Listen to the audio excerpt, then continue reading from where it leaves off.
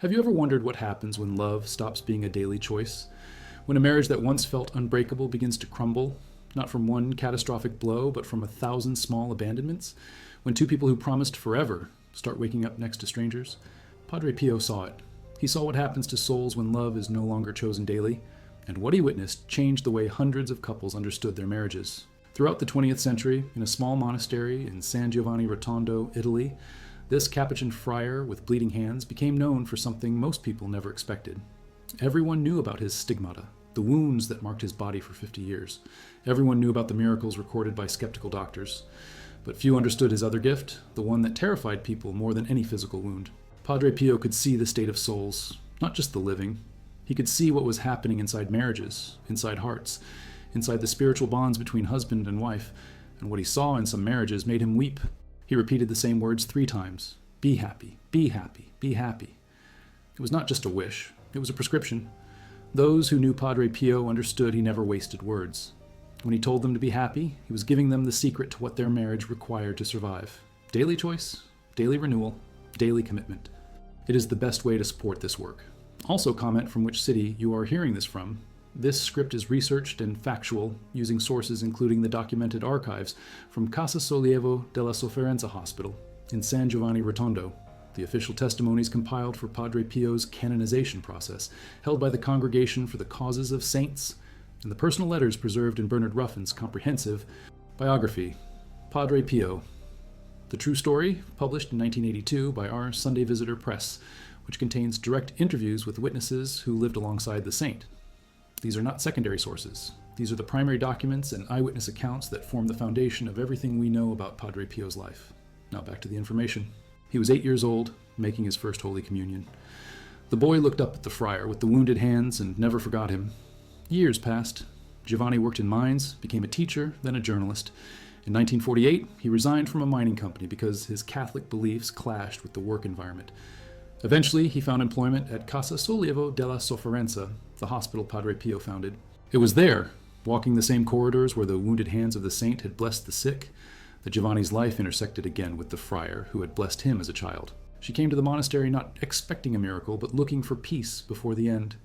Padre Pio saw her. He did not speak about her illness. Instead, he asked her one question. "What is your deepest desire?" Paula answered through tears. She wanted a family. She wanted children. She dreamed of a home filled with life, even though her own life was slipping away. Padre Pio told her to confess regularly and receive communion every day. Not once a week, not when it was convenient, every single day. When they decided to marry, they went to Padre Pio not to ask permission, but to ask for his blessing. And on that August morning in 1950, when Padre Pio repeated those words 3 times, "Be happy," he was not talking about emotions. He was talking about action. After 60 years of marriage, I can say that Padre Pio's recipe works. Giovanni and I love each other as much as on the first day. Not we loved, not we used to love. Present tense, active voice. We love. The reporter asked what the recipe was.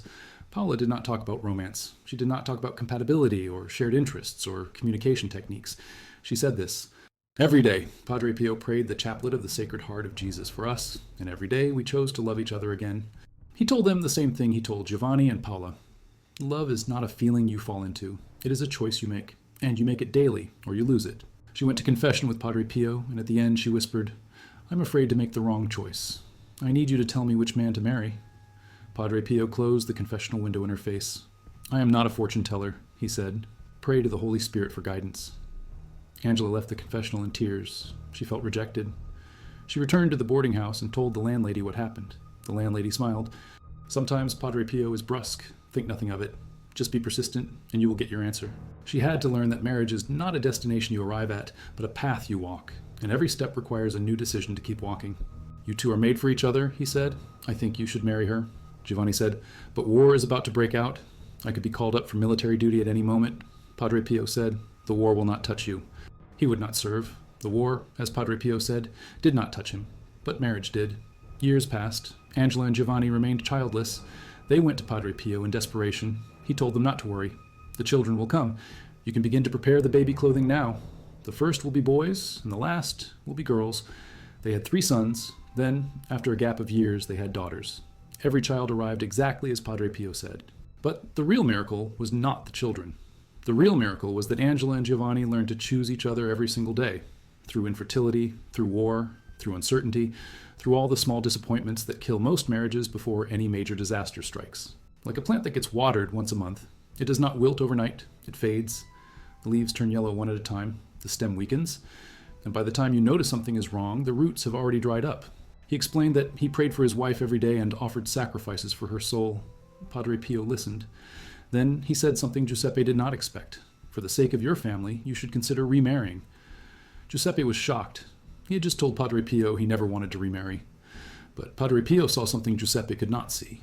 He saw that Giuseppe's grief was turning into isolation. He saw that the family needed not just a grieving widower, but a living father. If marriage is a mission, Maria replied, then make it work out for me.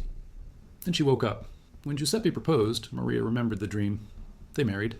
After the wedding, they traveled to San Giovanni Rotondo to see Padre Pio and tell him the news. When Maria went to confession, Padre Pio smiled at her and tapped her on the head 3 times, exactly as he had done in her dream. She asked, "Am I still your spiritual daughter?" He said, "Yes, you are. A father's always a father. And you choose love every morning, or the marriage starves." One night, he lay down exhausted, thinking about how much he resented his wife. He had been lying there about 5 minutes when he suddenly jerked his head up. In a shocked voice, he told his wife, "Someone has just whispered in my ear. Love your wife." He said the voice was not his own thought. It came from outside him, clear and direct. Love your wife. After that experience, he changed. He became much nicer to his wife. They now have 3 children and attend Mass together every Sunday.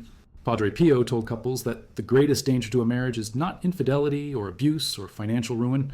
The greatest danger is the slow drift into indifference. The morning you wake up and do not think about your spouse. The evening you come home and forget to ask about their day. The week you go without touching them, not from anger, but from distraction. That is when the marriage begins to die, not with a bang, with silence. In 1913, long before Padre Pio became famous, he wrote a letter to his spiritual director, Padre Benedicto de San Marco in Lamis. The letter is dated July 7th, 1913. In it, Padre Pio described a vision he had during Mass. Jesus appeared to him and said, "My son, do not fail to write down what you hear today from my lips, so that you may not forget it." Then Jesus spoke about the danger of souls who grow cold. He said, "The souls for whom I have a special predilection fail me when put to the test. The weak give way to discouragement and despair, while the strong are relaxing by degrees. They leave me alone by night, alone by day in the churches. They no longer care about the sacrament of the altar. The souls for whom I have a special predilection fail me. How many spouses fail each other the same way? Not through betrayal, but through neglect. Not through cruelty, but through indifference. The strong are relaxing by degrees. Degree by degree, day by day, the commitment weakens. Nobody notices until it is too late." A young man named Luciano came to him in despair. He had been dating a girl for a year. He was deeply in love. Then she told him she was married. Luciano tried to end the relationship, but could not. He told Padre Pio, "I have prayed about it. I have tried to end it, but I have not been successful." Padre Pio did not comfort him. He did not say, "I understand how hard this is." He said, "Break it off immediately. Do it now." Luciano left San Giovanni Rotondo, returned to Venice, and never saw the girl again. Padre Pio knew that love without choice is not love. It is attachment. It is addiction. It is emotion pretending to be commitment. Real love requires will, not just feeling. The marriage was an absolute disaster. Dr. Schuba believed his relative was doing the right thing by seeking a divorce. Padre Pio did not agree. He told Dr. Schuba quite frankly that the marriage should not be dissolved. Dr. Schuba was confused. He went back to his relative and told her what Padre Pio said. She thought deeply about it and decided to write Padre Pio a long letter explaining her heartaches. The next morning, before she could mail the letter, there was a knock on her door. Her husband stood on the front porch. Padre Pio said, "Then tell her that I have sent you to reconcile with her." The man said, "I am sure she would not believe me if I told her that." Padre Pio said, "Then tell her that I have already read the letter that she wrote to me." He then told the man some of the particulars in the letter that had not been sent yet. As the man stood on the front porch facing his wife, he was able to ask for forgiveness. He said, "I want our marriage to work out. I have been to see Padre Pio because I wanted to speak to him about our relationship and our future. Chose, daily, actively, with effort and will and sacrifice. Every evening you come home to someone who knows your failures. Every year you grow older and less attractive and more difficult. And every day you must choose to love that person again. Not because they earned it, not because they deserve it, but because you promised. And a promise is a daily choice, not a one-time event. Not because their feelings never changed. Feelings change every hour. But because every day they chose to act with love, and the action sustained the feeling. They prayed together every morning. They confessed their sins regularly. They received communion daily. These were not religious rituals disconnected from their marriage. These were the tools that allowed them to choose love even when they did not feel it. When Giovanni was irritated, he chose to pray instead of lashing out. When Paola was exhausted, she chose to serve instead of withdrawing. When resentment began to build, they chose confession instead of silence. Every choice reinforced the bond. Every action deepened the love. It was a targeted intercession for their marriage. He told Giovanni, "You will have as many children as the choirs of angels." 9 children, and they did. But more importantly, he showed them that their marriage required daily supernatural help. No couple can sustain love through willpower alone. You need grace. You need prayer. You need God intervening every single morning to give you the strength to choose love one more time. A woman from the Philippines worked abroad as a sports events specialist. While she was on assignment in Jakarta, Indonesia, her husband emailed her to say he wanted a separation. The pain was unbearable. She went to the Catholic cathedral in Jakarta and spoke to a priest. He told her to remain with her husband. She went back for Sunday Mass and spoke to another priest. He gave her the same message. She prayed for guidance and opened her Bible to the words of Jesus on divorce. She called her husband and sent him text messages. He would not answer. She prayed to Padre Pio for the healing of her marriage. He was smiling at her and embraced her with love. All was well. After the dream, she felt stronger emotionally. She felt she was not alone in facing her problems. She continued to pray to Padre Pio for his intercession. When she finished her job assignment and returned to the Philippines, she was nervous. She did not know what to expect. It turned out to be one of the most beautiful homecomings she ever had. The love her husband expressed to her was something she had not felt from him for a long time. 2 people, 2 choices, 1 marriage saved. Every story has the same structure: crisis, choice, grace, transformation. But the transformation never comes without the choice. You will. The question is what you will do when disappointment comes. Will you choose to stay and rebuild, or will you choose to leave and start over? Most people think starting over will be easier. Padre Pio knew better. Starting over means finding another imperfect person and facing the same problems with less experience and less grace. He was teaching her that marriage is not about choosing the right person. It is about choosing to be the right spouse. Any of those 3 men could have been the right choice if she learned to love him daily. None of them would have been the right choice if she waited for him to make her happy without effort on her part. The choice is not in the wedding. The choice is in the waking up every morning and deciding again. In 1999, on May 2nd, the day of Padre Pio's beatification, a man named Matthew Manu experienced the healing of his marriage. He later wrote that, through frequent reception of the sacraments of Holy Communion, confession, and the daily rosary, Padre Pio intervened on their behalf. He wrote, "I too will pray for healing of your marriage." That phrase is important. I too will pray. Not, I will pray instead of you. Not, I will pray so you do not have to. I too. Healing a marriage requires both spouses praying, both spouses choosing, both spouses acting. One person cannot save a marriage alone, but one person can start. One person can choose love today, and that choice creates space for the other person to choose tomorrow. In his vision from 1913, Jesus told him, "My agony did not last only 3 hours.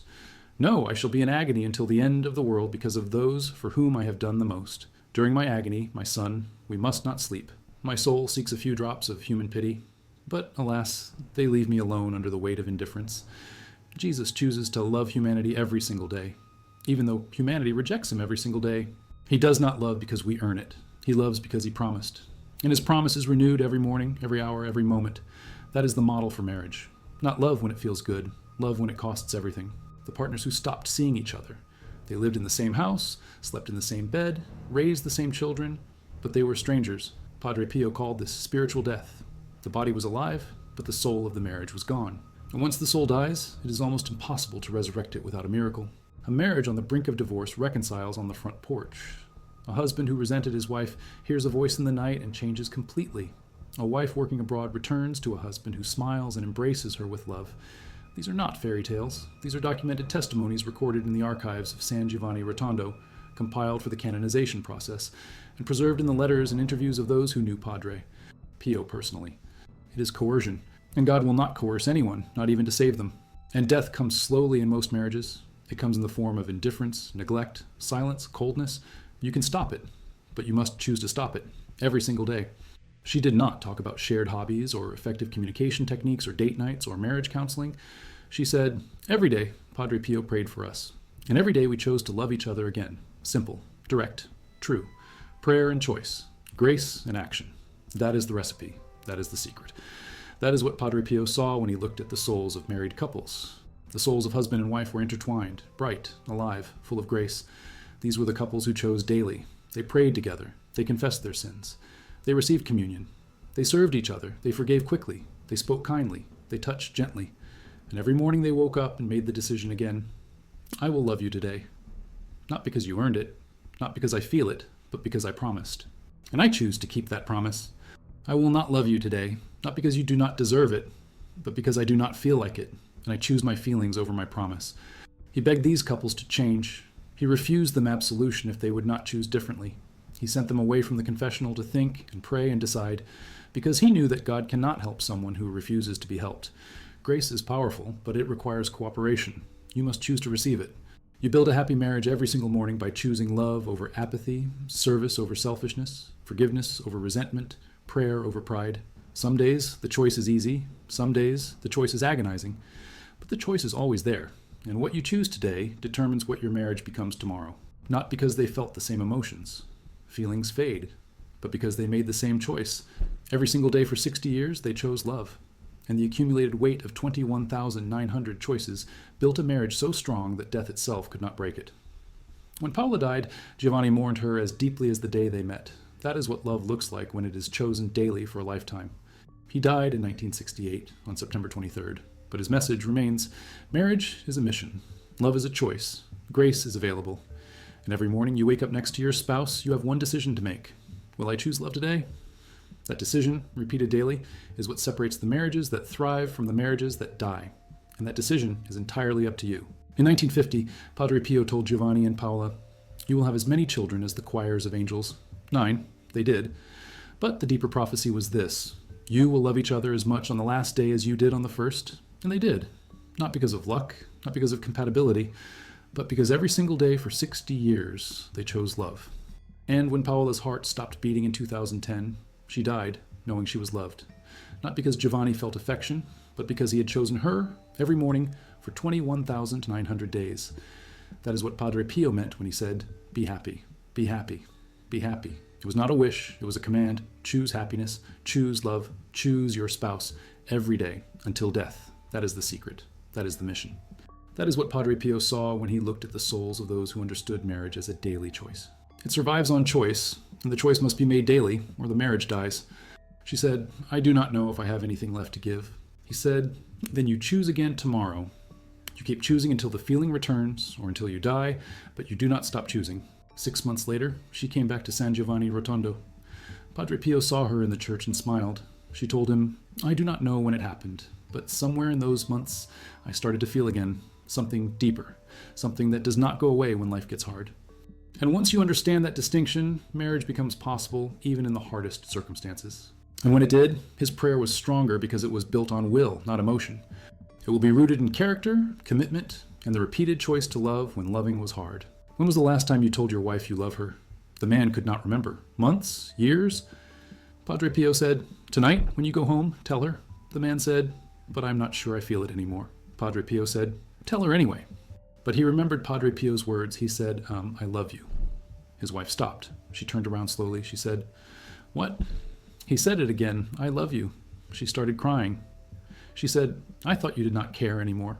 He said, I thought you did not care either. She said, I never stopped caring. I just stopped hoping you cared.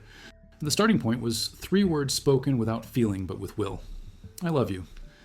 The man told Padre Pio those 3 words saved his marriage. Not because they made him feel love, but because they opened a door. And once open, love could walk through again. He told them to confess monthly and receive communion daily. He told them to serve each other in small ways. Make coffee. Ask about the day. Touch the shoulder. Do these things even when you do not feel like it. If you neglect it for a year, you need a miracle to restore it. But if you water it daily, even in small ways, it stays alive.